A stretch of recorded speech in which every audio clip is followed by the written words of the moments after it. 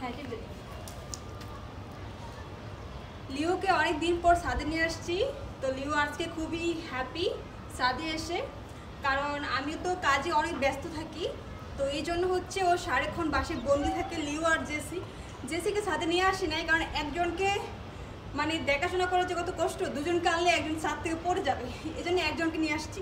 তো লিও হচ্ছে ছাদে আসতে অনেক পছন্দ করে। ও এখানে এসে তো আমার কাছে থাকতে যাচ্ছে না।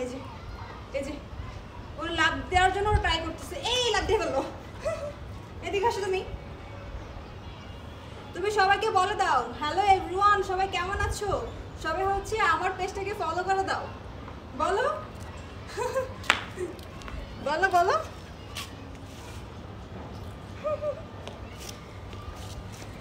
সো মাঝে মধ্যে হচ্ছে সময় পেলে একটু ছাদে আসি। তোমরা সবাই জানো যে আমি শুটিং করি বা অন্য অন্য কাজে অনেক ব্যস্ত থাকি।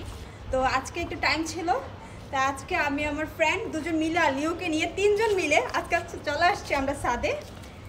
এসে হচ্ছে আমরা আজকে অনেক ভিডিও করতেছি লিওকে নিয়ে, কারণ লিও আজকে খুবই এক্সাইটেড ছাদে এসে, ওর আজকে অনেক ভালো লাগতেছে।